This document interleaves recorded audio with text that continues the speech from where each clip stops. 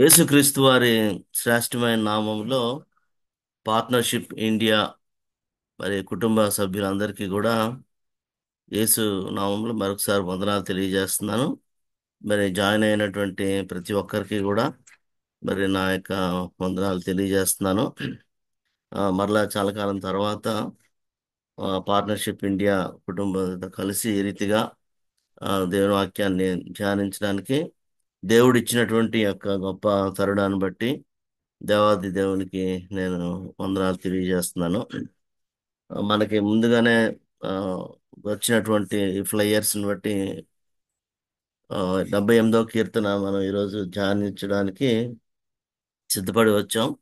మీరందరూ కూడా ఆ కీర్తన చదివి వచ్చి ఉండొచ్చు అనేసి నేను అనుకుంటున్నాను. ఇది కూడా బాగా తెలిసినటువంటి కీర్తనే. అయితే చాలా పెద్ద కీర్తన, 72 వచనాలు ఉంటాయి ఇందులోనే. కానీ అన్ని వచనాలు అంతా కూడా మనం ఆ డీటెయిల్డ్ అంటే వర్స్ బై వర్స్ లాగే చూడడానికి కూడా సమయం సరిపోదు. అయినా కూడా ఈ కీర్తన ద్వారా దేవుని యొక్క ఆ మంచితనాన్ని, దేవుని యొక్క గొప్పతనాన్ని, దేవుని యొక్క నమ్మకత్వాన్ని, విశ్వాస్యతను మనం ధ్యానించి మనము ఎంత ఆ చెడ్డవారము లేకపోతే ఎంత అపనమ్మకస్తులమో మన యొక్క పరిస్థితిని కూడా ఈ కీర్తన వెలుగులో మనల్ని మనం బేరీజు వేసుకొని మనల్ని మనం సరి చేసుకొని ఇంకా దేవుని కోసం నమ్మకంగా ఉండడానికి ఈ కీర్తన ధ్యానం మనందరికీ కూడా మన ఆత్మీయ జీవితానికి మేలుకరముగా ఉండాలని నేను కోరుతూ ఈ కీర్తన మనందరం కలిపి ధ్యానం చేయాలని ఆశపడుతున్నాను. ఈ కీర్తన మనం చూస్తే ఆ ఇది ఆ, మన సంఘానికి, నేటి సంఘానికి చాలా అవసరమైనటువంటి ఇన్సైట్స్ ఈ కీర్తనలో మనకి కనిపిస్తాయి. ముఖ్యంగా ఈ పోస్ట్ మోడర్న్ ఏజ్లో, ఈ కొత్త తరం, ఈ నవ శకంలో బోర్డ్ టెక్నాలజీ అంతా కూడా పెరిగినటువంటి ఈ యొక్క దినాల్లో ఈ కీర్తన మనకు ఆ, ఎన్నో ఆత్మీయ పాఠాలు నేర్పిస్తుంది అనేటువంటిది గొప్ప ఆశ ఇది. దీని ఆసాపు రాసినటువంటి కీర్తన. గతంలో నేను ఈ కొన్ని క్లాసులు చెప్పినప్పుడు స్టూడెంట్స్ ఎవరైనా ఉంటే ఇది మస్కిల్ కీర్తన, కొన్ని కీర్తనలు, కొన్ని రకరకాల కీర్తనలు, ఈ కీర్తనల గ్రంథ ధ్యానాలు, ఆ ఒక పోయట్రీ, ఆ వ్యాకరణం, హీబ్రూ పోయిటరీ గురించి మనం డిస్కస్ చేసుకుంటున్నప్పుడు ఈ విషయాలను మనం చూసాం కాబట్టి అవేమి నేను చెప్పను. ఇది ఒక శిక్షణాత్మకమైనటువంటి కీర్తన. ఇస్రాయేల్ చరిత్ర నుంచి మనకి ఒక బోధ, అది తరతరాలకి కూడా హెచ్చరికలాగా ఈ కీర్తన ఉంటుంది. మనం ఈ రోజున దేవుని మంచితనాన్ని, దేవుని విశ్వాస్యతని జ్ఞాపకం చేసుకోవడానికి కూడా ఈ కీర్తన ఎంతగానో ఉపయోగపడుతుంది. ఇస్రాయేల్ చరిత్ర అంతటిని కూడా ఆసాపు చాలా చక్కగా, అద్భుతంగా ఈ కీర్తనలో ఆవిష్కరించినట్లుగా మనం గమనించగలం. ఈ కీర్తనలో మనం చూస్తే ఆ దేవుని యొక్క నమ్మకత్వం, మానవుని యొక్క అపనమ్మకత్వం, మానవుని యొక్క తిరుగుబాటు అనేటువంటి విషయాలు ఎక్కువ ఈ యొక్క కీర్తనలో మనకి ముఖ్యంగా కనిపిస్తాయి.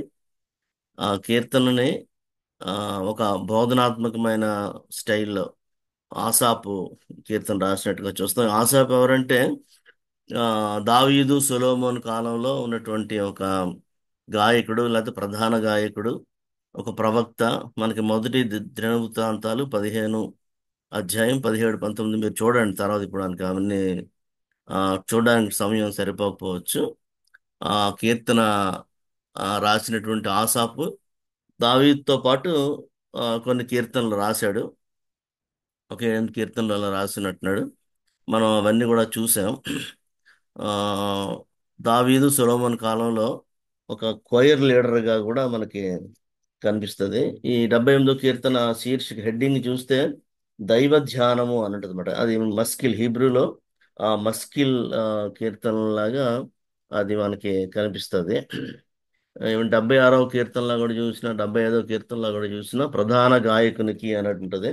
కాబట్టి ఆసాపు ఒకవేళ ఒక ఆ, ప్రధాన గాయకుడిగా ఆ దే దావీదు యొక్క కొయిర్లో, ఆ యొక్క మందిరం యొక్క కొయిర్ లీడర్గా, కొయిర్లో ఉన్నటువంటి ఒక మంచి మ్యూజిషియన్, మంచి ప్రవక్త, మంచి గాయకుడు, మంచి రచయిత. ఈ ఈ రకంగా ఆసాపుని మనం జ్ఞాపకం చేసుకోవచ్చు. ఆ చరిత్ర నుంచి మనం నేర్చుకోవాల్సినవి ఏంటంటే మన విశ్వాసం, మన విధేయత, మన యొక్క కృతజ్ఞత. కృతజ్ఞత కాకుండా, మర్చిపోకుండా దేవుడు చేసిన మేళను కృతజ్ఞతతో మనం జ్ఞాపకం చేసుకోవడం అనేటువంటిది ఈ 78వ కీర్తనలో మనకి కనిపిస్తున్నటువంటి ముఖ్యమైనటువంటి ఒక థీమ్గా మనం దీన్ని గమనించవచ్చు. ఈ 72 వచనాల్ని కూడా మనం ఒక 5 సెక్షన్స్గా, 5 విభాగాలుగా మనం విభాగించడం జరిగింది. రకరకాల భక్తులు, రకరకాల కామెంటేటర్స్ దీన్ని రకరకాలుగా డివైడ్ చేస్తారు. అవుట్లైన్ డిఫరెంట్ డిఫరెంట్గా ఉండొచ్చు. అది నేను ఈ ఈ అవుట్లైన్ని నేను ఆ, మనకు పరిచయం చేయడానికి నేను ప్రయత్నం చేస్తున్నాను. 1 నుంచి 11 వచనాలు అదొక ఇంట్రడక్షన్ లాగా ఉంటుంది. చరిత్ర పాఠం అదంతాను. ఆసాపు ఆ కీర్తన ఇశ్రాయేలు చరిత్ర అంతటిని కూడా ఆ, వివరిస్తూ ఈ మొదటి 11 వచనాల్లో ఆ విషయాల్ని, ఆ చరిత్రను ఎందుకు రాస్తున్నాడు, ఎందుకు చెప్తున్నాడు అనే విషయాల్ని బ్రీఫ్గా ఇంట్రడ్యూస్ చేస్తాడు. తర్వాత ఇంకా 9వ 12వ వచనం దగ్గర నుంచి ఇక్కడ సమ్ టైపింగ్ మిస్టేక్. 12వ వచనం నుంచి ఆల్మోస్ట్ 64వ వచనం వరకు కూడా 2, 3, 4 ఆ యొక్క సెక్షన్స్లో మొత్తం ఇస్రాయేలీల చరిత్ర నిర్గమకాండం నుంచి ఆల్మోస్ట్ 72వ వచనం దగ్గరకు వచ్చేసరికి దావీదు ఆ, ముగింపు వరకు కూడా అక్కడ ఆ, దావీదు ఎలాగ రాజు అయ్యాడు, ఎలా పరిపాలించాడు, ఎలాగ దేవుడు దావీదును ఏర్పాటు చేసుకున్నాడు, అంటే మొదటి సమయాలు, రెండవ సమయాలు చివరి వరకు కూడా ఈ ఇస్రాయేల్ చరిత్ర అంతటిని కూడా ఆసాపు వర్ణిస్తాడు. 12వ వచనం నుంచి ఆల్మోస్ట్ చివరి వరకు కూడా ఆ 65 నుంచి 72 వచనాల్లో ప్రత్యేకంగా దావీదు యొక్క స్థానము, దావీదుని దేవుడు ఎలాగా కోరుకున్నాడు, దావీదు ఎందుకు ఎలాగ ఏర్పాటు చేసుకున్నాడు, ఆ విషయాలతో ఆసాపు ఈ కీర్తనని ముగించినట్లుగా మనం చూస్తాం. అయితే ఈ మొదటి పరిచయంలో ఉన్నటువంటి విషయాల్ని కొంచెం మనం సమయాన్ని తీసుకొని దాన్ని ఆ సెక్షన్ ధ్యానం చేస్తాం. మిగిలిందంతా కూడా చరిత్ర. మనకి చిన్నప్పటి నుంచి క్రైస్తవులుగా ఉన్నటువంటి చాలా మందికి, లేకపోతే బైబిల్ బాగా తెలిసినటువంటి వాళ్ళకి సండే స్కూల్ నుంచి కూడా నిర్గమాకాండం నుంచి, ఐగుప్తు బానిసత్వం నుంచి దేవుడు ఎలాగ వాళ్ళని విమోచించాడు, ఎలాగ వాళ్ళని పరీక్షించాడు, వాళ్ళు ఎలాగ తిరుగుబాటు చేశారు, ఇవన్నీ కూడా మొత్తం దావీదు కథ అంతా కూడా, సౌలు, దావీదు, ఇవన్నీ కూడా మనకు బాగా తెలుసు. అయితే ఆసాపు ఈ కీర్తనని ఎందుకు రాశాడు, ఏంటి అనే విషయాలని మనం కొంచెం ఆ, ధ్యానించడానికి మనం ప్రయత్నం చేద్దాం. ముందు బ్రీఫ్గా నేను ఈ అవుట్లైన్ గురించి చిన్న వివరణ చెప్పిన తర్వాత మనం ఈ 1 నుంచి 11 వచనాల మీద ఎక్కువ సమయాన్ని మనం స్పెండ్ చేయడానికి ప్రయత్నం చేద్దాం. ఈ మొదటి 11 వచనాల్లో చూస్తే, నేను చదువుతున్నాను. బైబిల్స్ ఉన్న వాళ్ళు ఒకసారి మీరు బైబిల్స్ తీసి ఈ 78వ కీర్తన మీ ముందు ఉంచండి. నేను మొదటి 11 వచనాలు చదువుతున్నాను. నా జనులారా, నా బోధకు చెవియొగ్గుడి, నా నోటి మాటలకు చెవియొగ్గుడి. నేను నోరు తెరచి ఉపమానము చెప్పెదను, పూర్వకాలపు గూఢవాక్యములను నేను తెలియజెప్పేదను. మాకు తెలిసిన సంగతులను, మా పితరులు మాకు వివరించిన సంగతులను చెప్పేదను. యెహోవా స్తోత్రార్హ క్రియలను, ఆయన బలమును, ఆయన చేసిన ఆశ్చర్య కార్యములను దాచకుండా వాటిని వారి పిల్లలకు మేము చెప్పేదము. రాగల తరములలో పుట్టబోవు పిల్లలు దానిని ఎరుగునట్లును, వారు లేచి తమ పిల్లలకు దానిని వివరించినట్లును, వీరును దేవుని యందు నిరీక్షణ గలవారై దేవుని క్రియలను మరువకయుండి యథార్థ హృదయులు కాక దేవుని విషయమై స్థిర మనస్సు లేనివారై తమ పితరుల వలె తిరుగుబడకయు మూర్ఖతయు తిరుగుబాటును గల ఆ తరమును పోలి ఉండకయు వారు ఆయన ఆజ్ఞలను గైకొనున్నట్లు ఆయన యాకోబు సంతతికి శాసనములను నియమించెను, ఇశ్రాయేలు సంతతికి ధర్మశాస్త్రమును అనుగ్రహించెను. మన పితరులు తమ పుత్రులకు దానిని తెలుపవలనని వారికి ఆజ్ఞాపించెను. వెండ్లను పట్టుకొని యుద్ధ సన్నద్ధులై అయిన ఎఫ్రాయిం సంతతి వారు యుద్ధకాలమున వెనుకకు తిరిగిరి. వారు దేవుని నిబంధనను గైకొనకపోయిరి. ఆయన ధర్మశాస్త్రం అనుసరింప నొల్లకపోయిరి. ఆయన క్రియలను, ఆయన వారికి చూపిన తన ఆశ్చర్య క్రియలను వారు మర్చిపోయిరి అన్నటువంటి విషయాలను ఇక్కడ ఆసాపు తెలియజేస్తున్నాడు.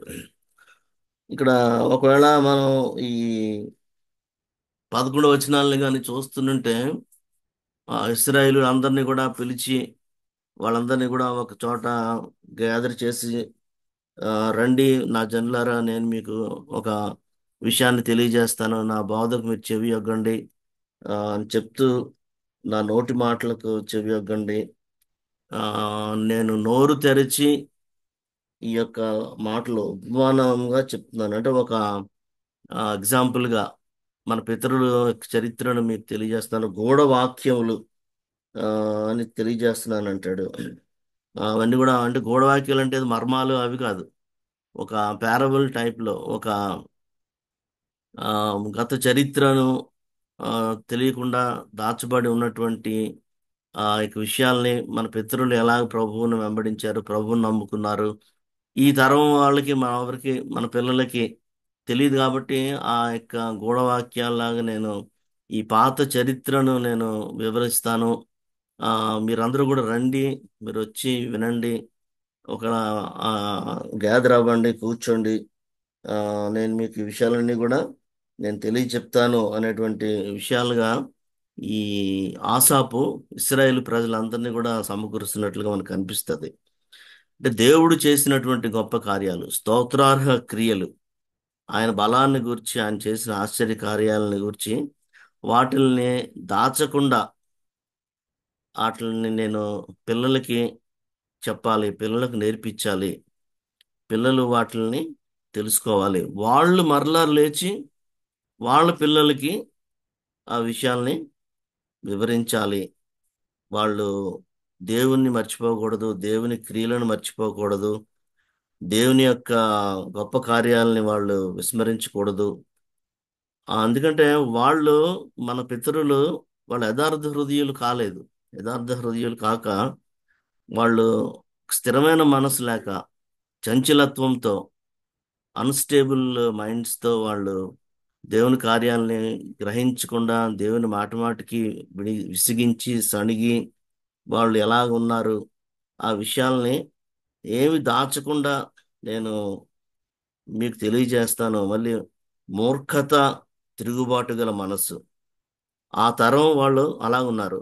వాళ్ళకున్న కొన్ని ఆ నెగిటివ్ వాటి గురించి ఇక్కడ ఆసాప్ మాట్లాడుతున్నాడు. యథార్థ హృదయులు కాలేదు వాళ్ళు. తర్వాత దేవుని విషయమై స్థిరమైన మనసు లేకుండా ఉన్నారు మన పితరులు. మూర్ఖతగా ఉన్నారు. తర్వాత తిరుగుబాటు గల వారుగా ఆ తరం వాళ్ళు ఉన్నారు. ఇంకా మనం ఒకవేళ చూసుకుంటే ఆయన ఆజ్ఞల్ని గైకొనకుండా ఉన్నారు అనేటువంటిది కూడా మనకు అర్థమవుతుంది. కాబట్టి ఈ విషయాలన్నీ కూడా దాచకుండా ఆసాపు ఆ పితరుల యొక్క చరిత్ర అంతటిని కూడా చాలా విశదంగా, చాలా స్పష్టంగా ఇశ్రాయేలు ప్రజలకి దాన్ని తెలియజేసినట్లుగా మనకు అనిపిస్తుంది.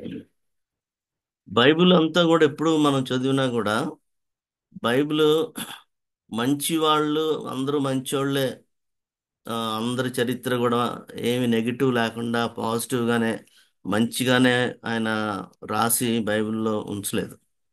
మనం మంచివారం కాదు, కానీ దేవుడు మంచివాడు.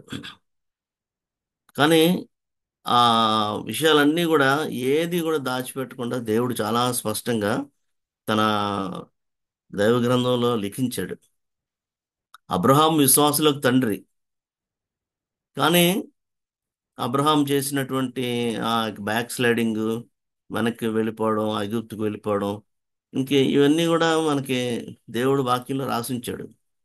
అలా ప్రతి ఒక్కరి గురించి కూడా మనకి చూస్తున్నప్పుడు, న్యాయాధిపతుల్లో అయితే సంసోన్ గురించి, మిగిలిన వాళ్ళ గురించి, వాళ్ళ యొక్క డ్రాబ్యాక్స్ని, వాళ్ళ యొక్క డిమెరిట్స్ని ఆయన ఖచ్చితంగా దాచకుండా మనకు వివరించాడు, మనకు రాయిపించాడు.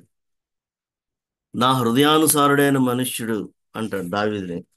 మరి దావీదు అలాంటి హృదయానుసారుడైన మనుషుడు అయినప్పటికీ కూడా మరి బెత్షెబాతో చేసినటువంటి పాపము, ఉరియాని చంపించడం, ఇవన్నీ కూడా చాలా స్పష్టంగా ఆ దేవుడు రాసించాడు.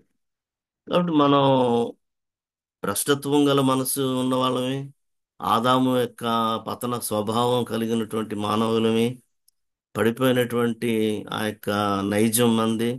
కాబట్టి మనలో ఎప్పుడు కూడా ఆ మంచి లేకపోతే ఆ గుడ్నెస్ అనేటువంటిది మనకి లేదు, మనం జన్మించినప్పటి నుంచి కూడా. కానీ మన దేవుడు మంచి దేవుడు, ఆయన దయాళుడు. కాబట్టే ఆయన మనల్ని అలాగా నడిపిస్తూ, మనల్ని ఓర్చుకుంటూ, మనల్ని ఆయన మన పాపాలన్నిటిని కూడా ఎప్పటికప్పుడు పరిహరిస్తూ ఎప్పటికప్పుడు రాస్తాడు. ఈ చరిత్ర అంతా కూడా ఆయన ఎందుకు రాశాడు ఏంటి అవన్నీ కానీ మనం చూస్తే, మనకి మొదటి కొరింథీయులకు రాసిన పత్రిక 10వ అధ్యాయంలో మనకు తెలిసిన మాటే. మొదటి కొరింథీ పౌలు కొరింథీయులకు రాసిన మొదటి పత్రిక 10వ అధ్యాయంలో మనం చూస్తే 11వ వచనంలో ఈ మాట ఉంటది: ఈ సంగతులు దృష్టాంతములుగా వారికి సంభవించి యుగాంతమందున్న మనకు బుద్ధి కలుగుటకై వ్రాయబడెను అని ఉంటుంది అన్నమాట. కాబట్టి ఈ చివరి దినాల్లో ఉన్నటువంటి మనకి, నేటి క్రైస్తవ సంఘానికి, నేటి విశ్వాసులకు ఒక దృష్టాంతముగా, ఒక మాదిరిగా మన పితరులు చేసినటువంటి ఆ మొదటి కొరింథీయులకు రాసిన పత్రిక 10వ అధ్యాయంలో చాలా విషయాలు అక్కడ అపోస్తలుడైన పౌలు తెలియజేస్తాడు.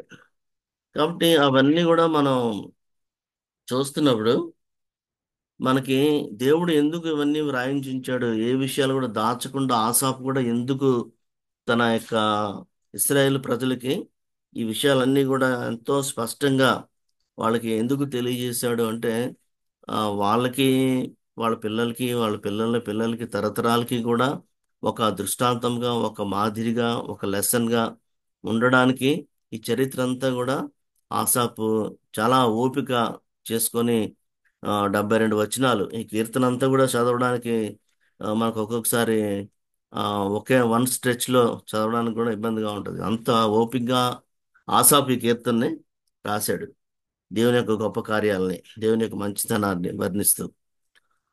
కాబట్టి ఈ మొదటి 11 వచనాలు చూస్తున్నప్పుడు ఆయన ఎలాగా తన ప్రజలను నడిపించాడు, ఎలాగా ఆ, తీసుకొని వెళ్ళాడు ఐగుప్తు నుంచి అనే విషయాల్ని మన పిల్లలకి తెలియజెప్పాలి. చరిత్రను తెలియజేయాలి. చరిత్ర లేకపోతే, చరిత్రను తెలుసుకోకపోతే వాళ్ళు చరిత్రహీనులు అయిపోతారు అంటారు.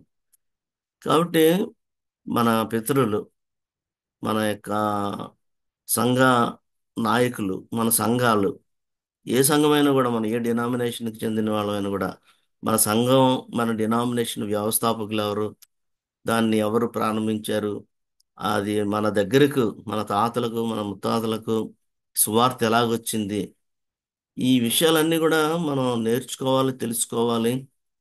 మన మన ఇంట్లో ఎవరైనా సరే పెద్దవాళ్ళు ఉంటే వాళ్ళని అడిగి ఆ చరిత్రను తెలుసుకొని మన పిల్లలకి, మన పిల్లల పిల్లలకి కూడా చెప్పడం చాలా ప్రాముఖ్యమైన విషయం అనేటువంటిది ఆసాపు ఈ కీర్తనలో మనకి తెలియజేస్తున్నాడు.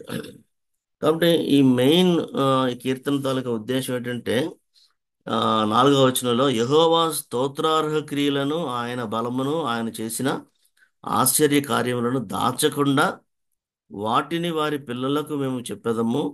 రాగల తరములలో పుట్టబోవు పిల్లలు దానిని ఎరుగునట్లును, వారు లేచి తమ పిల్లలకు దాన్ని వివరించినట్లును అనేటువంటి ఆ యొక్క మాటలు మనకి కనిపిస్తాయి.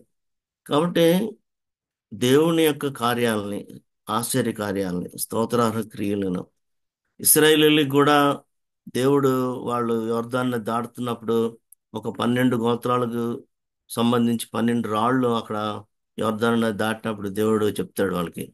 ఎందుకు అంటే, ఈ రాళ్ళు ఎందుకు అని మన పితరులు, మన పిల్లలు అడిగినప్పుడు మనం వాళ్ళకి ఆ చరిత్ర అంతా కూడా చెప్పడం కోసం అనేటువంటి విషయాల్ని అక్కడ దేవుడు ఆ యెహోషువలో మనకు తెలియజేస్తాడు. కాబట్టి మనం ఖచ్చితంగా గతాన్ని జ్ఞాపకం చేసుకోవాలి, గతాన్ని గురించి ఆ ఆ లెసన్స్ నేర్చుకోవడానికి ప్రయత్నం చేయాలి. అంటే వెనక ఉన్న వాటిని మర్చిపోయి ముందుకి వెళ్ళాలి అనేటువంటి వాక్యం మనం జ్ఞాపకం చేసుకుంటాం ఒక్కోసారి. కానీ ఇక్కడ ఈ చరిత్ర గురించి ఆలోచన చేస్తున్నప్పుడు the history will teachers so many lessons. మనకి ఎక్కడెక్కడ పడిపోయాం, ఎక్కడెక్కడ తప్పిపోయాం, ఎక్కడెక్కడ మన యొక్క పితరులు ఫెయిల్ అయ్యారు, నేను లేదా మా కుటుంబం, మా పిల్లలు, మా మనవలు అలాగా వాళ్ళు ఫెయిల్ అవ్వకూడదు, వాళ్ళు దేవునికి వాళ్ళు అపనమ్మకంగా ఉండకూడదు. అలాంటి పాజిటివ్ యాటిట్యూడ్తో గత చరిత్రను మనం తెలుసుకోవాల్సిన బాధ్యత మన మీద ఉంది. గతంలో ఫెయిల్ అయిపోయామని వాటి గురించి చింతిస్తూ దుఃఖపడుతూ అలాగా ఉండడం అనేటువంటిది దేవుని ఉద్దేశం కాదు. దాని ద్వారా మనం దృష్టాంతములుగా ఉన్నాయి, మనకు మాదిరిగా ఉన్నాయి, దాని నుంచి మనం లెసన్స్ నేర్చుకోవాలి అనేటువంటిది ఇక్కడ మనం గ్రహించాలి. ఆ 9 నుంచి 11 వచనాల్లో కూడా ఎఫ్రాయిమీలు వాళ్ళు అక్కడ మనకి వాళ్ళు వెనక్కి తిరిగిపోయినట్లుగా వాళ్ళు మనకు కనిపిస్తుంది. ఎందుకంటే విండ్లను పట్టుకొని యుద్ధ సన్నద్ధులై ఎఫ్రాయిము సంతతి వారు యుద్ధకాలము వెనుకకు తిరిగిరి. వారు దేవుని నిబంధనను గైకొనకపోయిరి, ఆయన ధర్మశాస్త్రమును అనుసరింపనొల్లక పోయిరి. ఆ మాటలు వాళ్ళు ఎందుకు వెనక్కి మళ్ళీపోయారు, ఎందుకు ఓడిపోయారు, ఎందువలన వాళ్ళు ఫెయిల్ అయ్యారు అంటే అక్కడ మనకు ఖచ్చితంగా కనిపిస్తుంది. దేవునికి లోబడకపోవడం, దేవుని ఆజ్ఞలకు లోబడకపోవడం, దేవుని నిబంధనను మర్చిపోవడం, దేవుని యొక్క ఆజ్ఞలను నిబంధనలను గైకొనకపోవడం, ఇవన్నీ కూడా మన పితరులు ఫెయిల్ అవ్వడం అనేటువంటిది మనకు కనిపిస్తున్నప్పుడు మనం దాని నుంచి మనం ఆ లెసన్స్ని నేర్చుకోవాలి. ఈ విషయాలన్నీ కూడా ఆసాపు ఆ చరిత్ర అంతటిని కూడా వన్ బై వన్ ఆయన వివరిస్తాడు. ఆ యొక్క మహత్కార్యాలన్నిటిని కూడా ఇక్కడ ఒక రిఫరెన్స్ రాశాను నేను. న్యాయాధిపతుల్లో మనకు తెలిసినటువంటిది 2వ అధ్యాయం 10వ వచనంలో యెహోవాను ఎరుగని తరం ఒకటి వచ్చింది అనేటువంటి మాట అక్కడ కనిపిస్తుంది. యెహోవాను ఎరుగనటువంటి తరం, దేవుణ్ణి ఎరుగనటువంటి తరం. మనం ఈ నెల పిల్లలు చూస్తుంటే పిల్లలకి యూత్ కూడా మన ఆ, పిల్లలు అంటే చిన్న పిల్లలు అని కాదు, ఎల్కేజీ మళ్ళా ఎలిమెంటరీ స్కూల్ కాదు, ఈవెన్ యూత్ కూడా దేవుని మహత్కార్యాలు, దేవుని చరిత్ర, బైబిల్ తెలియదు వాళ్ళకి అసలు. సండే స్కూల్స్ లేవు, సండే స్కూల్స్కి వెళ్ళట్లేదు యూత్ వాళ్ళు కూడా. ఆ పిల్లలు ఎక్కడున్నారు ఏంటి అనేటువంటిది కూడా తల్లిదండ్రులు పట్టించుకోలేనటువంటి ఒక రకమైన లైఫ్ స్టైల్ మనకు వచ్చేసింది. అంతా కూడా సోషల్ మీడియా, టీవీలు, ఇంక ఇవన్నీ కూడా మనం ఏదో చర్చికి వస్తాం, ఇలాంటి ప్రేయర్స్కి అటెండ్ అవుతాం, కానీ మన పిల్లలు ఎక్కడున్నారు అంటే వాళ్ళు కూడా ఇలా మనలా భక్తిలోకి వచ్చేసి ఇలాగ అన్ని వదులుకొని రావాలని కాదు, కానీ వాళ్ళు యెహోవాను ఎరిగినటువంటి అట్లీస్ట్ ఆ ఇది ఉందా, మన పిల్లలు ఎక్కడెక్కడ తిరుగుతున్నారు, ఎక్కడెక్కడ ఉంటున్నారు, దేవుని మహత్కార్యాలని వాళ్ళకి మన తాతగారికి దేవుడు ఏం చేశాడు, మన పితరులకు ఏం చేశాడు, నా నా జీవితంలో దేవుడు నన్ను ఎలా రక్షించుకున్నాడు, నీ రక్షణ సాక్ష్యం ఎప్పుడైనా నీ పిల్లలకి నువ్వు తెలియజేసావా? అద్భుతం, మహత్కార్యం అది. భయంకరమైన పాపంలో ఉన్నటువంటి నన్ను దేవుడు ఎలాగో బయటకు తీసుకొచ్చాడు, ఎలా రక్షించాడు. మళ్ళీ పూర్వీకులు చేసినటువంటి ఆ తప్పులు పునరావృతం కాకుండా ఎలాగ మనం ఉండాలి. నేడు ఈ యూత్ మినిస్ట్రీస్లో కానీ యూత్లో కానీ ఇవన్నీ కూడా కొంత కొరవడినట్లుగా మనకి అర్థమవుతుంది. కాబట్టి ఖచ్చితంగా ఈ తరతరాలకి భావితరానికి బాటగా మనం ఈ యొక్క గొప్ప కార్యాలని వర్ణించాలి, వివరించాలి, వాళ్ళకి తెలియజెప్పాలి అనేటువంటిది ఆసాపు యొక్క ముఖ్యమైనటువంటి ఒక కన్సర్న్ ఇక్కడ ఈ 78వ కీర్తనలో మనకు కనిపిస్తుంది. కాబట్టి యెహోవాను ఎరుగిన తరం వచ్చేస్తున్నారు. మన పిల్లలకి తెలియదు, దావీదు కథ తెలియదు, గొలియాత్ కథ తెలియదు. అలాంటి యుగం, అలాంటి తరం తయారవుతుంది. ఎంతసేపు కూడా ఈ మొబైల్ ఫోన్స్, సెల్ ఫోన్లు వీటిని పట్టుకొని వాటిలోనే ఉండి ఈ సోషల్ మీడియాలోని వాట్సాప్, ఇన్స్టాగ్రాము, ఫేస్బుక్ ఇలాంటి వాటిల్లోనే వాళ్ళ టైం అంతా కూడా వాళ్ళు స్పెండ్ చేయడం, ఈవెన్ చదువుల్లో కూడా వెనకబడిపోవడం, ఇవన్నీ కూడా మనం నేటి తరంలో మనం చూస్తున్నాం. కాబట్టి ఈ కీర్తన చదువుతున్నప్పుడు మనకు ఉన్నటువంటి ముఖ్యమైన బాధ్యత, తల్లిదండ్రులుగా పెద్దవాళ్ళంగా దేవుడు మనకి తెలియజేస్తున్నది ఏంటంటే మనం ఖచ్చితంగా మన పిల్లలకి, మన పిల్లల పిల్లలకి వాళ్ళకి ఉగ్గుపాలతో దేవుని యొక్క మహత్కార్యాల్ని వివరించాలి. దేవుని గురించి తెలియజెప్పాలి.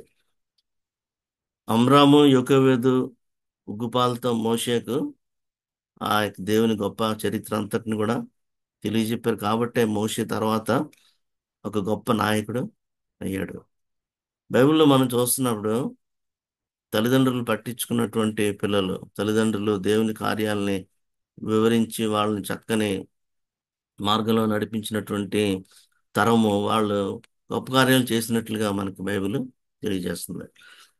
కాబట్టి ఈ మొదటి 11 వచనాల్లో మనం చూస్తున్నప్పుడు దేవుని యొక్క ఉద్దేశం, ఆసాపు ఈ కీర్తన రాయడంలో ఉన్నటువంటి ఉద్దేశాన్ని ఇక్కడ మనకి తెలియజేస్తుంది. అయితే మనం ఇందాక నేను చెప్పినట్లుగా ఈ 12వ వచనం నుంచి ఆల్మోస్ట్ చివరి వరకు కూడా ఈ చరిత్ర అంతా కూడా ఉంటుంది అన్నమాట. దాన్ని నేను చాలా క్విక్గా మనందరికి తెలిసినటువంటిదే. ఇది అక్కడక్కడ కొన్ని మాటలు దేవుడు మనతో మాట్లాడతాడు. ఎందుకంటే ఆయన నమ్మకత్వం, ఆయన విశ్వాస్యతను మనం జ్ఞాపకం చేసుకుంటున్నాం కీర్తన ద్వారా. కాబట్టి వీళ్ళు 12వ వచ్చిన దానికి వచ్చేసరికి ఆసాఫ్ అంటాడు, వాళ్ళు ఎర్ర సముద్రం వాళ్ళు ఎలాగా దాటారు, సోయరు క్షేత్రంలో వాళ్ళు ఎలాగ దేవుని కార్యాలను చూశారు, వాళ్ళు ఆ, ఎర్ర సముద్రం దాటడం, ఆ నీటిని రాశిగా అటు ఇటు గోడల్లాగా ఆ ఎర్ర సముద్రంలో వాళ్ళు దాటడం, ఇవన్నీ కూడా అక్కడ మనకు కనిపిస్తుంది. పగలు మేఘస్తంభం, అగ్నిస్తంభం లాగా వాళ్ళు ఆ గొప్ప కార్యాలను చూశారు. బండను చీల్చి ఆయన సముద్రమంత సమృద్ధిగా వారికి నీరు త్రాగనిచ్చాడు. ఈ ఈ ఈ కీర్తనలో కూడా గతంలో మనం చూసినట్టుగా చాలా అలంకారాలు, చాలా గొప్ప గొప్ప విషయాలను వాడతాడు. సముద్రం అంతా సమృద్ధిగా నీరు రావడం, ఇవన్నీ కూడా మనకి కనిపిస్తుంది. 17వ వచనం దగ్గరికి వచ్చేసరికి ఆ మాట మనం అండర్లైన్ చేసుకోవాలి ఖచ్చితంగా. అయినను అనే మాట మనకు కనిపిస్తుంది అన్నమాట. అయినను ఇన్ని గొప్ప కార్యాలు చేసినా కూడా, ఇంత గొప్ప మహత్కార్యాలు, సూచక్రియలు చేసినా కూడా వాళ్ళు ప్రభువుని మర్చిపోవడం అనేటువంటిది చాలా భయంకరమైనటువంటి విషయం. అయినను వారు ఆయనకు విరోధంగా ఇంకనూ పాపము చేయుచునే వచ్చారు, మహోన్నతుని మీద తిరగబడ్డారు. చాలా కఠినమైన పదాలు ఆసాపు ఇక్కడ వాళ్ళకి తెలియజేస్తున్నాడు. చాలా కష్టంగా ఉంటది వినడానికి, చదవడానికి కూడా. మనం అలాంటి వాళ్ళం కాదులే, ఆ ఇస్రాయేల్ ప్రజల కంటే కూడా మనం మంచోళ్ళమే, నేను ఒకవేళ చదువుతున్నాడు అనుకుంటే ఆ మన హృదయం లోపలికి వెళ్ళి ఒకసారి మనల్ని మనం సింహావలోకనం చేసుకుంటే ఒకసారి మనం వాళ్ళకంటే ఎంత భయంకరమైన వాళ్ళమో ఒక్కోసారి అర్థం అవుతుంటది. ఎలా మర్చిపోతారండి? ఎర్ర సముద్రాన్ని పాయలుగా చేసి ఆరిన నేలను నడిపించినటువంటి ఆ గొప్ప అద్భుత కార్యం ఎక్కడా ఎవరో కని విని ఎరుగని గొప్ప కార్యాన్ని చేస్తే అసలు దేవుడు సముద్రాన్ని చీల్చడం ఏంటి, ఆరిన నేలను నడిపించడం ఏంటి, దాన్ని ఎలా మర్చిపోగలం? ఎలా మర్చిపోగలిగారు వాళ్ళు? పగలు ఎండ తగలకుండా, సూర్యుడికి ఇది అవ్వకుండా మేఘస్తంభం లాగా 40 సంవత్సరాలు వాళ్ళని నడిపించాడు అరణ్యంలో. రాత్రి వేళ అగ్నిస్తంభంగా, మళ్ళీ బండ నుంచి నీళ్లు, ఇంకా ఆ తర్వాత అలా చదువుతుంటే మన్నా కురిపించాడు, పూరేళ్ళని ఇచ్చాడు. ఇవన్నీ కూడా వాళ్ళు ఎలాగ మర్చిపోయి, ఎలాగ ఆయనకు విరోధంగా వాళ్ళు ఇంకనూ పాపం చేస్తూ వచ్చారో నాకు అర్థం కావట్లేదు మాట. మన పరిస్థితి కూడా, నా పరిస్థితి కూడా ఒక్కోసారి ఆయన చేసిన గొప్ప కార్యాలు ఆలోచన చేస్తున్నప్పుడు వాళ్ళు హృదయంలో దేవుణ్ణి శోధించారు. అరణ్యంలో దేవుడు భోజనం సిద్ధపరచగలరా? Can he prepare a table in the wilderness? ఈ అడవిలో, ఈ ఎడారిలో సెలయర్లు ప్రవహింప చేయగలడా? ఈ అరణ్యంలో భోజనపు బల్లను ఆయన పెట్టగలడా? ఎంత అవిశ్వాసం, ఎంత అపనమ్మకం! దేవుని యొక్క ఆ గొప్ప కార్యాలని, ఆ మహత్కార్యాలని, స్తోత్రార్హ క్రియలను వాళ్ళు మర్చిపోయి, వాళ్ళు ఆయనకు కోపం తెప్పించి, ఆయన్ను విసిగించి, ఆయన్ని వాళ్ళు ఎంత భయంకరంగా శోధించారో మనకి అర్థమవుతుంది. మాట్లాడితే ఐగుప్తులో మాకు అది ఉంది ఇది ఉంది అని వాళ్ళు మాటి మాటికి ఐగుప్తుని జ్ఞాపకం చేసుకోవడం, దేవుని కార్యాలను మర్చిపోవడం, ఇవన్నీ కూడా చాలా కఠినంగా ఆసాపు ఇశ్రాయేల్ ప్రజలకి వివరిస్తున్నాడు. మరలా 23వ వచనం దగ్గరకు వచ్చేసరికి కూడా అయినను అనే మాట మళ్ళీ మనకు కనిపిస్తుంది. అయినను ఆయన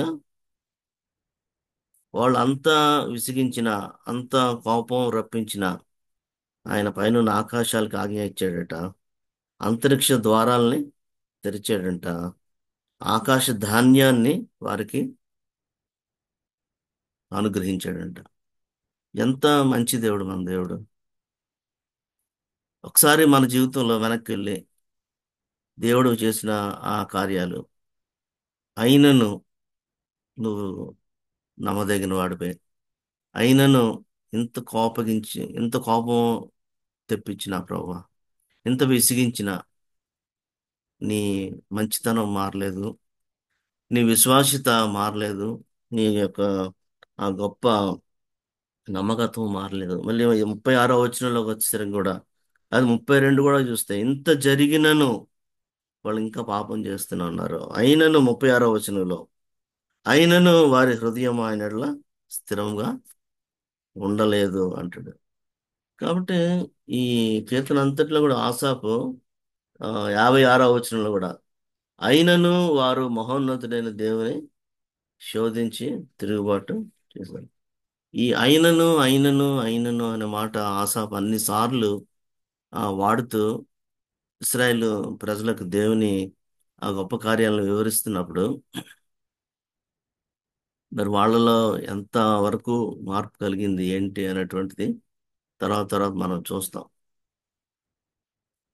ఆ యొక్క పరిస్థితులు గుండా వాళ్ళందరూ వెళ్తున్నప్పుడు ఫైనల్గా దేవుడు వాళ్ళని ప్రేమించి వాళ్ళని కనికరించి ఆయన కోపం ఆ, పడకుండా 32 నుంచి 39 వచనాల్లో మనం చూస్తే అక్కడ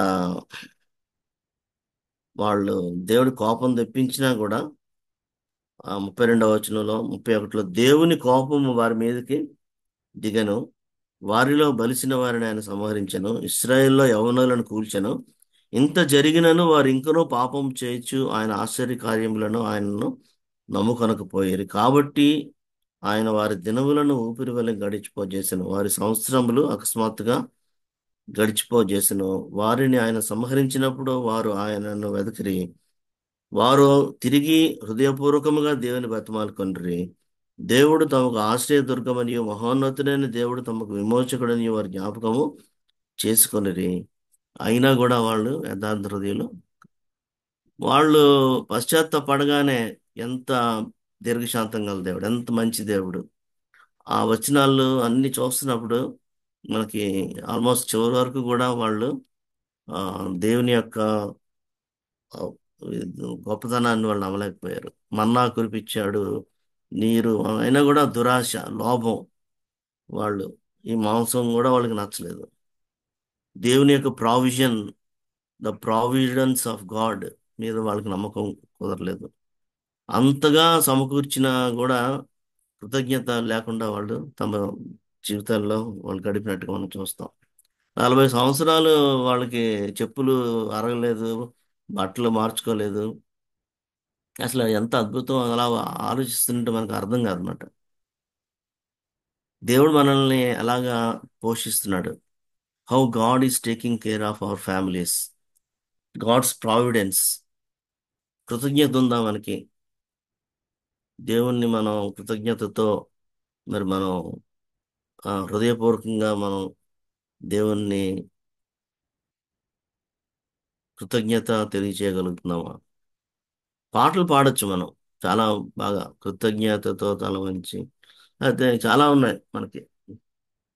కానీ కృతజ్ఞతతో మనం దేవుణ్ణి ఆరాధించేటువంటి దాన్ని ఒకవైపు వేసుకొని బేరీజు వేసుకుంటే, మనం విసుక్కొని సణుక్కొని గొణుక్కొని ఇంకా దేవుడు నాకు అది చేయలేదు ఇది చేయలేదు అనేటువంటి అవన్నీ కూడా ఒకవైపున వేసుకుంటే మన నా జీవితంలో ఏది ఎక్కువగా ఉంది? మర్చిపోతూ ఉన్నటువంటి మనస్తత్వం ఎప్పుడు కూడా దేవుని యొక్క గొప్ప కార్యాలను జ్ఞాపకం చేసుకోలేనటువంటి పరిస్థితి.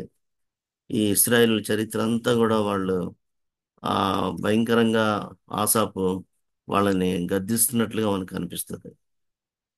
పూరేళ్ళనిచ్చాడు, కడుపారా తిన్నారు.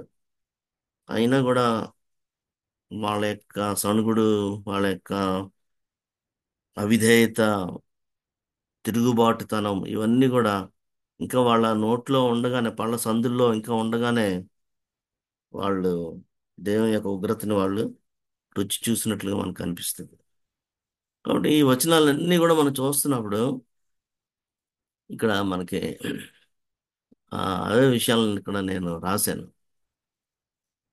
అరణ్యంలో తిరుగుబాటు అయినప్పటికీ కూడా దేవుడు వాళ్ళని ఆ 40 సంవత్సరాలు కూడా నడిపించడం, వాళ్ళు కానాన్లోకి ప్రవేశించిన తర్వాత అనేక మంది శత్రువులను ఓడించడం, అవన్నీ కూడా వాళ్ళు అనుభవించినా కూడా వాళ్ళు మర్చిపోయినట్లుగా వాళ్ళు మనకు ఒక దృష్టాంతంగా ఆసాపు ఈ కీర్తన మనకి రాసి ఉంచాడు. ఓ పక్కన దేవుని యొక్క క్షమ, దేవుని యొక్క ఫర్గివ్నెస్, దేవుని యొక్క నమ్మకత్వం, ఇవన్నీ కూడా కీర్తనలో ఒక పక్కన మనకు కనిపిస్తున్నాయి. మరొక పక్క మానవుని యొక్క తిరుగుబాటు, ఇశ్రాయేల్ ప్రజల యొక్క అపనమ్మకత్వం, ఇశ్రాయేల్ ప్రజల యొక్క కృతజ్ఞత లేనటువంటి ఆ యొక్క హృదయం, ఇవన్నీ కూడా ఈ యొక్క కీర్తనలో మనకు కనిపిస్తాయి. నిర్గమకాండం నుంచి ఆల్మోస్ట్ సంఖ్యాకాండం వరకు కూడా దేవుడు చేసినటువంటి ఆ గొప్ప కార్యాలని వాళ్ళు ఎలాగా అనుభవించి, ఎలా మర్చిపోయి, ఎలాగా దేవుని మీద వాళ్ళు తిరుగుబాటు చేశారనేటువంటి విషయాల్ని ఈ ఆసాపు ఇక్కడ చాలా స్పష్టంగా తెలియజేస్తున్నాడు. ఇక్కడ 39వ వచనంలో ఈ మాట చాలా, అది మనకి ఆ, అవసరమైనటువంటి మాట. మనము కేవలము శరీరులమై ఉన్నామని ఆయన జ్ఞాపం చేసుకుంటాడు. అసలు మనల్ని పట్టించుకోవడానికి, మనల్ని జ్ఞాపకం చేసుకోవడానికి అసలు ఆయనకి ఏంటండి? ఇక్కడ అంటాడు, విసరి వెళ్ళి మరలి రాని గాలి వలె ఉన్నారు. అంటే ఒక క్షణంలో గాలి ఎలా ఇటుపక్క వెళ్తే మళ్ళీ ఇంకా అది ఎటు వస్తుందో తెలియదు. మన లైఫ్ అలాంటిది, గడ్డి పువ్వు లాంటిది, బుడగ లాంటిది. కాగా వారు కేవలము శరీరులై ఉన్నారని 39వ వచనంలో, విసరి వెళ్ళి మరలి రాని గాలి వలె ఉన్నారని ఆయన జ్ఞాపం చేసుకున్నాడు. ఇలాంటి దీర్ఘశాంతము, ఇలాంటి ప్రేమ, ఇలాంటి గొప్ప ఆ యొక్క క్షమ, దయ, ఇవన్నీ కూడా మన గొప్ప దేవునిలో మనం చూస్తాం. ఆయన నమ్మకత్వం, మనము అపనమ్మకస్తులం అయినప్పటికీ కూడా ఆయన యొక్క నమ్మకత్వం ఎంతో గొప్పది. గ్రేట్ ఈస్ దై ఫెయిత్ఫుల్నెస్.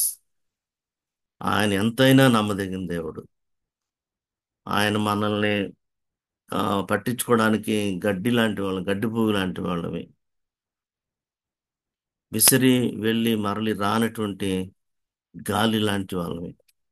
అయినా కూడా ఇస్రాయేల్ ప్రజలు ఆ రీతిగా జీవించడం ఆసాపుని అది చాలా కలిచివేసింది. అందుకని అందరినీ కూడా రండి, నా బోధ వినండి, మన దేవుని యొక్క గొప్ప కార్యాలని మనం చూద్దాం. మనం మన పిల్లలకి, మన సంఘంలో, మన యొక్క కుటుంబంలో మనం వాటిని వివరించి చెప్దాం అనేటువంటి ఆ యొక్క గొప్ప పిలుపును ఆసాపు ఇక్కడ ఇస్తున్నట్లుగా మనకు కనిపిస్తుంది. దేవుని యొక్క క్షమని, దేవుని యొక్క క్షమాపణని మనం అనుభవించాం. అది ఇతరులకు కూడా చూపించాలి. మన తరాలకి, మన పిల్లలకి, మన పిల్లల పిల్లలకి అది తెలియజేయాలి అనేటువంటిది ఇక్కడ ఆసాపు తెలియజేసినటువంటి విషయం. ఈ తెగుళ్ళ గురించి కూడా అన్ని అద్భుతాలు చేస్తాడు దేవుడు. ఐగుప్తులో నుంచి, ఆ బానిసత్వంలో నుంచి ఎలా విడిపించాడు. మనం కూడా క్రీస్తు విమోచన శక్తిని తరచూ జ్ఞాపకం చేసుకోవాలి. ప్రతిసారి ఆ పాప జీవితాన్ని నుంచి, ఆ పాప శాపాన్ని నుంచి క్రీస్తు శిలువలో చేసినటువంటి ఆ గొప్ప బలియాగం ద్వారా మనల్ని ఎలా విమోచించాడు, ఎలాగా విడిపించాడు. ఇవన్నీ కూడా మనం మాటిమాటికి జ్ఞాపకం చేసుకుంటూ, తరచుగా జ్ఞాపకం చేసుకుంటూ, అనుక్షణము ఆయన గొప్ప విడుదలను మనం మన జీవితంలో అనుభవించిన దాన్ని జ్ఞాపకం చేసుకుంటూ, మన పిల్లలకు దాన్ని తెలియజేయాలి. మన పిల్లలకు దాన్ని తెలియజేయాలి. అది ఆసాప్ యొక్క ముఖ్యమైనటువంటి కన్సర్న్. కాబట్టి మనం దేవుని క్షమని, దేవుని ప్రేమని, దేవుని మంచితనాన్ని, దేవుని యొక్క విశ్వాస్యతని, దేవుని యొక్క నమ్మకత్వాన్ని మనం నిజంగా మన హృదయం పూర్వకంగా మనం అనుభవించి ఉన్నట్లయితే ఖచ్చితంగా దాన్ని మన పిల్లలకి తెలియజెప్పడానికి ప్రయత్నం చేస్తాం. మన ఇంట్లో ఆ ఆసాపు అందరినీ ఎలా పిలిచి కూర్చోబెట్టి ఆ యొక్క గూఢవాక్యాలని ఉపమాన రీతిగా వాళ్ళకి ఎలాగ వాటిని చరిత్రను తెలియజేసాడో మనం కూడా మన పిల్లలకు ఆ విషయాలన్నీ కూడా తెలియ చేస్తాం. అవన్నీ కూడా కుటుంబ ప్రార్థనలో, మన ఫ్యామిలీ గెట్ టుగెదర్స్లో మనకి అవన్నీ కూడా చాలా అవసరం. ఈ రోజున చాలా కుటుంబాల్లో ఫ్యామిలీ ప్రేయర్స్ కరువైపోయాయి. ఫ్యామిలీ గెట్ టుగెదర్స్ కరువైపోయాయి. ఎంతసేపు కూడా ఈ సోషల్ మీడియాలోనే పడి దేవుని యొక్క గొప్ప కార్యాలను జ్ఞాపకం చేసుకోలేనటువంటి యెహోవాను ఎరిగినటువంటి తరం ఒకటి వచ్చేస్తుందేమో అన్నట్టుగా మనకి అనిపిస్తుంటుంది. తర్వాత ఈ విగ్రహారాధన అనేటువంటి దాని గురించి కూడా ఆసాపు చాలా కఠినంగా వాళ్ళని గద్దిస్తున్నట్లుగా కనిపిస్తుంది. విగ్రహారాధన అనేసరికి మన ఇంట్లో మనకి ఎప్పుడో విగ్రహాలను తీసి బయట పడేసాం. ప్రభు నమ్ముకున్న రోజునే ఇంట్లో ఉన్న విగ్రహాలన్నీ కూడా తీసి బయట పడేసాం. కానీ ఈ లోక మర్యాదలు, లోక పోకడలు ఇవన్నీ కూడా ఇంకా మన యొక్క కుటుంబాల్లో, మన సంఘాల్లో ఆ విగ్రహాలకు సంబంధించినటువంటి ఆ యొక్క కొన్ని గుర్తులు, కొన్ని చిహ్నాలు, కొన్ని ఇంకా ఆచారాలు, ఆ వ్యవహారాలు అవన్నీ కూడా ఇంకా మన యొక్క జీవితాల్లో మనం కనపరుస్తూనే ఉన్నాం. మరలా వాళ్ళు దేవుణ్ణి పరీక్షించారు అనేటువంటి విషయాలు మనకు కనిపిస్తాయి. వాళ్ళు ఆ ఉన్నత స్థలాలను మరలా కట్టారు. ఈవెన్ మోషే వెళ్ళి 40 డేస్ ఆ కొండ మీద ప్రభుతో ఉన్న టైంలోనే విత్ ఇన్ నో టైం వాళ్ళు మరలా వాళ్ళు అహరోను వాళ్ళకొక దూడను చేసి విగ్రహం చేసి అంత త్వరగా వాళ్ళు మరలిపోవడం విగ్రహాల వైపు, అది కూడా ఆసాపుని అది చాలా ఇదిగా కలిచివేసింది. కాబట్టి మనం ఈ విగ్రహారాధన చేయటం లేదు, విగ్రహారాధన మనలో లేదు అని అనుకోవడం కంటే కూడా మనలో ఇంకా ఆ యొక్క అన్యుల ఆచారాలు, అన్యుల ఆ విగ్రహాలకు సంబంధించినటువంటి ఆ deep down in our hearts ఇంకా ఆ యొక్క థింకింగ్, ఆ యొక్క ఆచారాల్ని, లోక మర్యాదల్ని అనుసరించడం అవన్నీ కూడా మనకి ఇంకా వదులుకోలేకపోతున్నాం. మన యొక్క క్రైస్తవ కుటుంబాల, క్రైస్తవ సంఘాల్లో కులం అనేటువంటిది, ఈ కట్న కానుకలు అనేటువంటివి, హిందూ పద్ధతుల్లో మన వాస్తులు చూడడం అనేటువంటిది, లేకపోతే పాలు పొంగించడాలు, ఇలాంటివి చాలా ఉంటాయి. ఇవన్నీ కూడా ఈవెన్ మన సంఘాల్లో సంఘ ఆ, పాస్టర్లు కూడా కొన్ని మెయిన్ లైన్ చర్చెస్ ఇలాంటి నామినల్ చర్చెస్లో కూడా వాటిని ఇంకా వాళ్ళు చేయడం, ఇవన్నీ కూడా మనం దేవుణ్ణి ఎంతగానో విసిగిస్తున్నామో, దేవుణ్ణి ఎంతగానో దుఃఖపెడుతున్నామో, దేవుని వైపు మన యొక్క తిరుగుబాటుని ఎలా చూపిస్తున్నామో ఇవన్నీ కూడా మనకి అర్థం అవుతాయి. అంటే ఇవన్నీ వీళ్ళు చేస్తున్నప్పుడు దేవుడు మరలా వాళ్ళని ఆ యొక్క శత్రువునికి అప్పగించడం. న్యాయధిపతి గ్రంథంలో చూస్తే ఆ సైకిల్, వాళ్ళు రిపెంట్ అవ్వడం, ఒక నాయకుడిని న్యాయాధిపతిని దేవుడు పంపించడం, మరలా 40 సంవత్సరాలు ప్రశాంతంగా ఉండడం, మరలా వాళ్ళు తిరుగుబాటు చేయడం, మళ్ళీ అటు వెళ్ళిపోవడం, ఇలాగ ఒక సైకిల్ లాగా న్యాయాధిపతుల గ్రంథం అంతా కూడా ఈ ఆసాపు అన్ని కూడా వర్ణిస్తున్నాడు. మొత్తం ఇస్రాయేల్ చరిత్ర అంతటిని కూడా వర్ణించి వాళ్ళు ఎలాగా తిరుగుబాటు చేస్తున్నారో అయినా కూడా దేవుడు ఎలాగ వాళ్ళని ఆ కాపాడుతున్నాడు, దేవుడు ఎలాగ వాళ్ళ పట్ల సహనం చూపిస్తున్నాడు, ఎలాగ వాళ్ళ పట్ల విశ్వాస్యతను కనుపరుస్తున్నాడు అనేటువంటి ఆ యొక్క విషయాలన్నింటినీ కూడా ఆసాపు ఇక్కడ తెలియజేస్తున్నాడు.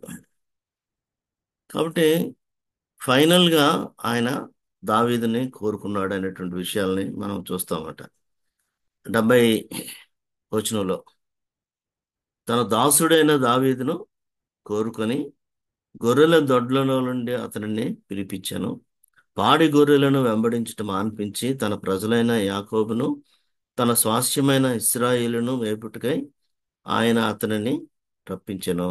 అతడు యథార్థ హృదయుడై వారిని పాలించెను, కార్యములు యందు నేర్పరి అయి వారిని నడిపించెను అనేటువంటిది.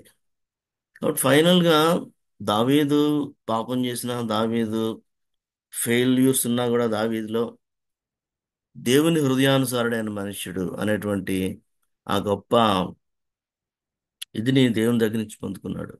ఎంతో యథార్థత గలవాడు, నిజాయితీ గలవాడు.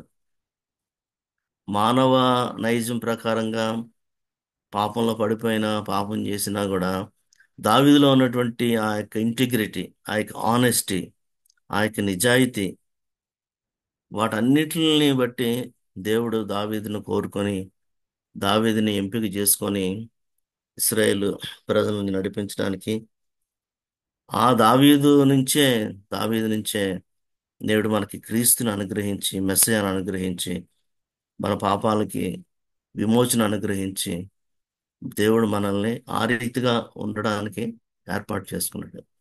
కాబట్టి మనలో ఆ నిజాయితీ, ఆ యథార్థత దేవుడు కోరుతున్నాడు. యథార్థత గలవాడై దావీదు వారిని పరిపాలించాడు. తన కార్యములు యందు బహు నేర్పరిగా ఉండి వారిని నడిపించాడు అనేటువంటి మాటలు. కాబట్టి యథార్థత, నేర్పరితనము, ఈ రెండు కూడా ఒకదానితో ఒకటి కలిసి ఉంటాయి, ఒకదానితో ఒకటి ముడిపడి ఉన్నటువంటివి. మంచి స్కిల్ఫుల్గా ఉండి మనం నాయకత్వం వహించవచ్చు, కానీ యథార్థత లేకపోతే వేస్ట్ అది.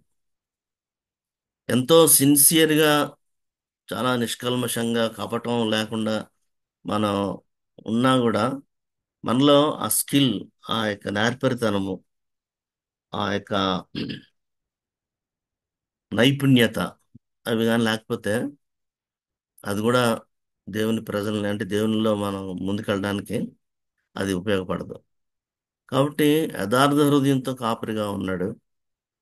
కాబట్టి సంఘం నేడు ఆ యథార్థతని, ఆ పవిత్రతను కాపాడుకుంటూ విధేయతతో, వినయంతో నాయకత్వాన్ని కలిగి ఉండాలి. అయితే వారన్ విస్బీ ఒక మాట అంటాడు. ఇదంతా కూడా ఒక సమ్మరీ లాగా నేను రాశాను, కానీ సంఘంలో నేడు ఈ యథార్థత, ఈ యొక్క నేర్పరితనము అనేటువంటివి చాలా చాలా ప్రాముఖ్యమైనటువంటి విషయాలుగా మనం వీటిని చూస్తామన్నమాట.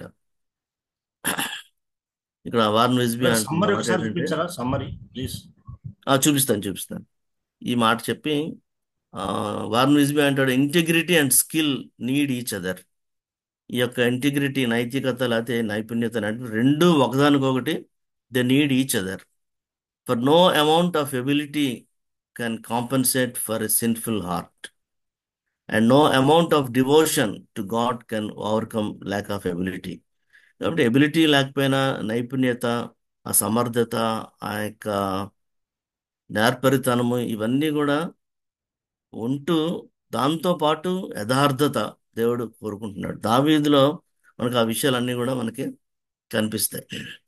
ఈ సమ్మరీ ఇది నేను ఒక 3 పాయింట్స్ కింద నేను రాశాను మొత్తం ఈ యొక్క 78వ కీర్తనని. ఆ స్ట్రక్చర్ ఏంటంటే, ఫస్ట్ మనం అనుకున్నట్టుగా 1 to 11 వర్సెస్ అది ఇంట్రడక్షన్ ఉంటుంది.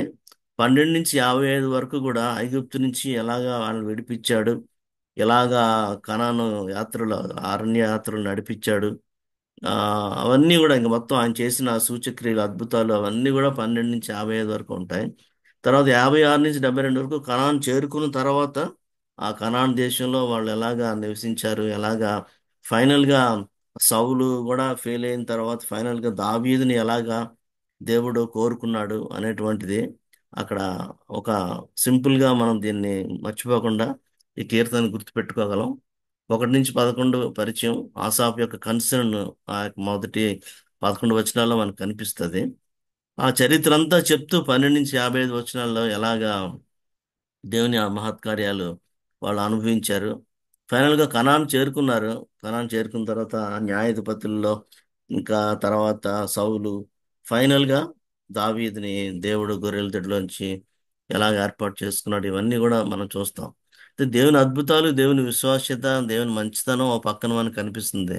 ఓ పక్కన మానవ యొక్క కృతజ్ఞత, మానవుని యొక్క మర్చిపోయేటువంటి తత్వం, మానవుని యొక్క తిరుగుబాటు ఇవన్నీ కూడా ఈ కీర్తనలో మనకు కనిపిస్తాయి. కాబట్టి మనకి ఈ కీర్తన నేర్పించేటువంటి లెసన్ ఏంటంటే చరిత్ర పునరావృతం కాకుండా మన తరాలకి మనల్ని సిద్ధపరచాలి, మన పిల్లల్ని సిద్ధపరచాలి, మన పిల్లల పిల్లల్ని మనం సిద్ధపరచాలి. ఆ యొక్క విషయాలను మనం ఆలోచన చేస్తున్నప్పుడు ఈ కీర్తన మనల్ని ఎంతగానో అది సవాల్ చేస్తుంది. దేవుడు మంచివాడు, God is good all the time, కరెక్టే. ఆయన విశ్వాస్యత ఎప్పుడు కూడా గొప్పదే. Great is his faithfulness.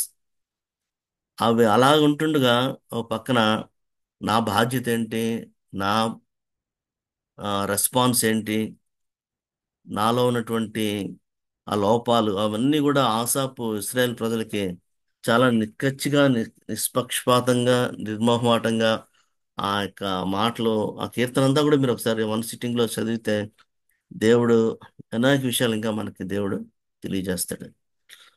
కాబట్టి మనం ఈ యొక్క కీర్తన నుంచి మనం నేర్చుకోవాల్సినటువంటి విషయాల్ని ఒకసారి మనం జ్ఞాపకం చేసుకుంటూ ఆ దేవుని నమ్మకత్వం, దేవుని కృపలో మనం నడవడానికి మనల్ని మనం కమిట్ చేసుకుందాం.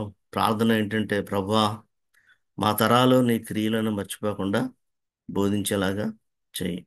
నేను తండ్రిగా లేకపోతే నేను ఒక తల్లిగా, నేను ఒక కుటుంబంలో ఒక వ్యక్తిగా నా పిల్లలకి, మా తరాలకి నీ క్రియల్ని మర్చిపోకుండా బోధించేలాగా చేస్తాను ప్రభువా.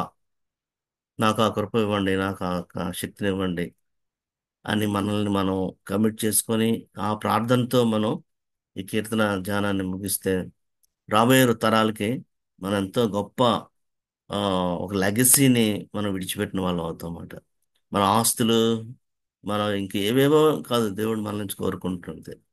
మన దేవుని గొప్పతనాన్ని, మన దేవుని నమ్మకత్వాన్ని, మన దేవుని యొక్క విశ్వాస్యతని, మన దేవుని యొక్క మంచితనాన్ని, మన పితరులు ఎలా ఫెయిల్ అయ్యారు, ఎలా చేయలేకపోయారు, ఎలా చూపించలేకపోయారు, మనం ఎలాగా నడుచుకోవాలి అనేటువంటిది దేవుడు ఈ కీర్తన ద్వారా మనకు తెలియజేస్తున్నాడు. కాబట్టి మన ప్రార్థన ఎప్పుడు కూడా ప్రభు మా తరాలు నీ క్రియలను మర్చిపోకుండా బోధించేలా చేయి అని చెప్పి మనల్ని మనం ప్రభు కమిట్ చేసుకొని ప్రార్థన చేసుకుందాం.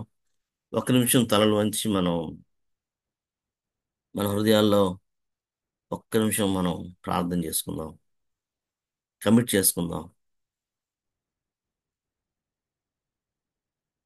మన తరాలు, మన పిల్లలు ఎక్కడున్నారు, మన పిల్లలు ఎక్కడున్నారు, వాళ్ళు రక్షణ పొందారా, మారు మనసు పొందారా, వాళ్ళకి బైబిల్ తెలుసా, చరిత్ర తెలుసా, మన భారతదేశంలోకి మన ఊర్లోకి క్రైస్తవ్యం ఎలాగొచ్చింది, నువ్వు ఎలా రక్షించబడ్డావు, నువ్వు ఎలా మారు మనసు పొందావు, నువ్వు ఎలా ప్రభువుని నమ్ముకున్నావు, నీ పిల్లలకి ఎప్పుడైనా చెప్పావా? మనం చెప్పామా మన పిల్లలకి? ఆసాపు అంత శ్రమ తీసుకొని, అంత టైం తీసుకొని, అంత పెద్ద కీర్తన మొత్తం చరిత్ర అంతా కూడా వర్ణిస్తూ రాశాడు. మనం ఎప్పుడైనా అంత టైం తీసుకున్నాం? అంత టైం ఉందా మనకు అసలు, మనకు కానీ మన పిల్లలకి కానీ ఆయన మహత్కార్యాలని, ఆయన నమ్మకత్వాన్ని, ఆయన మంచితనాన్ని మనం పిల్లలకు వివరించడానికి మనల్ని మనం కమిట్ చేసుకుందాం. ఒక డెసిషన్ చేద్దాం. మహోన్నతుడైన మా గొప్ప దేవ, మా ప్రియమైన పరలోకపు తండ్రి, మీకు వందనాలు. రాసాపు ఆ కీర్తన మరి అంత అద్భుతంగా రాసాడు ప్రభు. నిజంగా నాకు, మాకు, నేటి సంఘానికి, నేటి తరానికి ఎంతగానో ఉపయోగపడేటువంటి ఒక సవాలుతో కూడినటువంటి గొప్ప కీర్తన ప్రభా. మరి ఆసాప్ ద్వారా మీరు మాకు అందించినందుకు మీకు వందనాలు దేవా. మరి పిల్లలకు మీ గొప్ప కార్యాలని, మీ మహత్ కార్యాలని, మీ స్తోత్రార్హ క్రియలను మేము వివరించడానికి మాకు కృప దయచేయండి. బిజీ లైఫ్స్ అయిపోయి సమయం లేదు. ఎవరి మట్టుకు వాళ్ళు ఈ మోడర్న్ యుగంలో ప్రభా మరి పడిపోయి ఏదో అలాగా ఒక మెకానికల్ లైఫ్ని జీవిస్తున్నటువంటి దినాల్లో ప్రభా ఒకసారి మరలా మీ మంచితనాన్ని మాకు జ్ఞాపకం చేశారు. మీ నమ్మకత్వాన్ని మీరు మాకు జ్ఞాపకం చేశారు. మీకు వందనాలు ప్రభా, మీకు స్తుతులు, మీకు స్తోత్రాలు. మరి వాక్యం విన్న మేమందరం కూడా ప్రభా మరి మా తరం పాడైపోకూడదు. మా తరం యెహోవాను ఎరుగని తరం లాగా అవ్వకూడదు ప్రభా.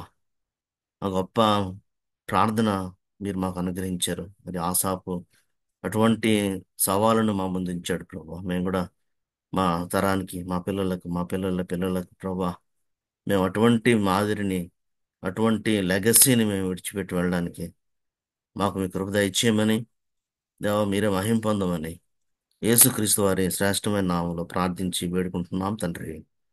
ఆమేన్. ఆమేన్. ఆమేన్. ఆమేన్. ఆమేన్. Thank you brother Prasanna and other brothers and sisters, పెద్దలందరికీ కూడా ప్రైజ్ వందనాలు. లార్డ్ అండి. Thank you. God's goodness and faithfulness అనే అంశం మీద మరి ఆసాపు రాసిన 78వ కీర్తన నుంచి ఎన్నో చక్కటి విషయాలు మనకు వాక్యానుసారంగా బోధించిన మరి దైవజనులు ఎం సారీ ఎం సమర్పణ కుమార్ గారికి పార్ట్నర్షిప్ ఇండియా తరపున వందనాలు తెలియజేస్తున్నాను. ఇప్పుడు ఓట్ ఆఫ్ థ్యాంక్స్ తెలియజేయడానికి కొండపల్లి నుంచి సిస్టర్ అనిత గారిని ఆహ్వానిస్తున్నాను. సిస్టర్ అనిత గారు.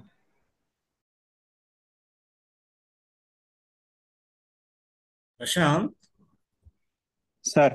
ఈ ఓట్ ఆఫ్ థ్యాంక్స్ కంటే ముందు ఏమన్నా క్వశ్చన్స్ ఉంటే లేకపోతే క్లారిఫికేషన్స్ ఏమైనా ఉంటే ఇంకా టైం ఉంది కాబట్టి ఒక ఇద్దరు ముగ్గురు ఛాన్స్ ఇవ్వు, అప్పుడు తర్వాత vote of thanks. Okay sir. ఇప్పటి వరకు విన్న వాక్యాన్ని బట్టి మీకు ఏదైనా సందేహం ఉంటే మరి సమర్పణ రావు గారు మన మధ్యలో ఉన్నారు. ఏదైనా మీకు ఏదైనా ప్రశ్నలు ఉంటే అడగవచ్చు విన్న వాక్యాన్ని బట్టి.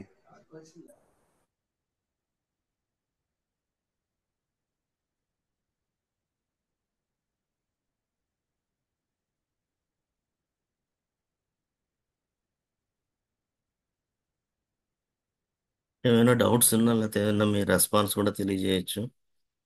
ఈ కీర్తన అంతా కూడా మీరు ఇంటికి చదివి కూడా మీరు ఇంకా ధ్యానం చేయొచ్చు.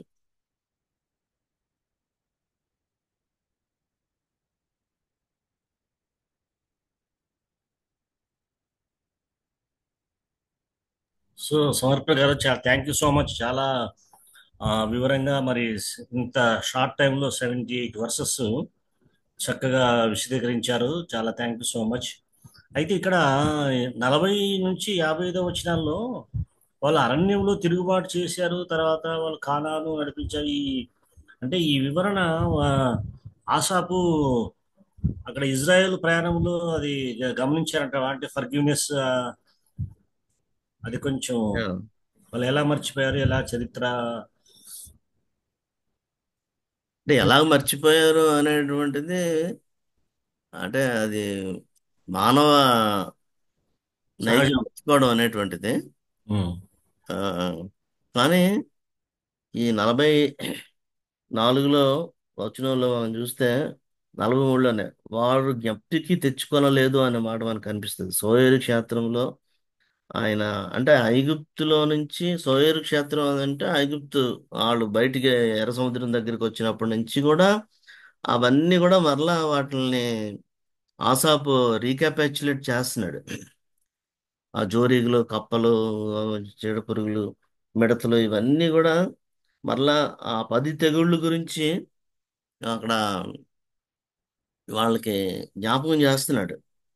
తర్వాత ఐగుప్తులో వాళ్ళ జ్యేష్ఠులందరినీ చంపడం అవన్నీ కూడా మరలా అక్కడ జ్ఞాపకం చేస్తూ దేవుడు ఎలాగా వాళ్ళని విడిపించాడు, ఎలాగ ఐగుప్తు బానిసత్వం నుంచి విమోచించాడు అనేటువంటి మాటల్ని తెలియజేస్తూ 56వ వచనం దగ్గరకు వచ్చేసరికి ఇందాక మనం అనుకున్నట్టుగానే అయినను వారు మహోన్నతుడైన దేవుని శోధించి తిరుగుబాటు చేశారు, ఆయన శాసనాలను వాళ్ళు అనుసరించలేకపోయారు అనేటువంటి మాట మనకు కనిపిస్తుంది. కాబట్టి ఈ వచనాలన్నిటిలో కూడా ఆసాపు తన యొక్క కన్సర్న్ని, తన యొక్క భారాన్ని ఇంకా అలాగా ఒక సిరీస్ ఆఫ్ టాక్స్ లాగా, సిరీస్ ఆఫ్ ఇదిలాగా తన స్పీచ్ని తెలియజేస్తున్నాడు అనమాట. ఇంకా అది ఆపుకోలేకపోతున్నాడు, తన బాధని చెప్పకుండా ఉండలేకపోతున్నట్టుగా మనకు కనిపిస్తుంది. ఆ కీర్తన అంతా కూడా అలాగే మనకు కనిపిస్తుంది. Thank you brother, thank you. అవును.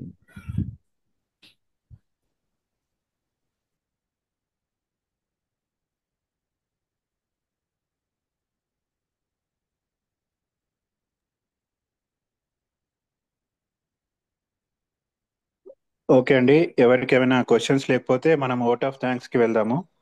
అవును.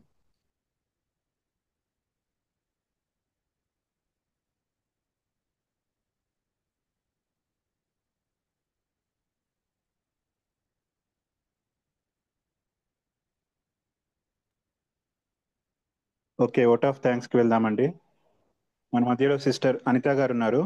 ఓట్ ఆఫ్ థ్యాంక్స్ చెప్పవలసిందిగా కోరుచున్నాం. బ్రదర్, ప్రభు యేసుక్రీస్తు నామములో అందరికీ వందనాలండి. మరి సమర్పణ బ్రదర్ ద్వారా మనందరికీ ఆయన విలువైన సమయాన్ని మనందరి కోసం, అలాగే ఇశ్రాయేల్ ప్రజలు గురించి ఆసాపు గారు రాసిన దావీదు మహారాజు గారి కాలంలో జరిగిన ప్రతి పని గురించి కూడా మరి మన బిడ్డలకి నేర్పించాలని, ఇశ్రాయేలీలు పడిన శ్రమ గురించి, దేవుడు చేసిన కార్యాలు, దేవుని మనసు గురించి ఎంతో స్పష్టంగా వివరంగా మనందరికీ మరి దేవుని మనసుతో ఆయన సిలువ చాటును మరుగు చేసుకొని సమర్పణ బ్రదర్ ద్వారా మనందరితో మాట్లాడిన దేవాది దేవునికి మొదటిగా హృదయపూర్వకమైన వందనాలు.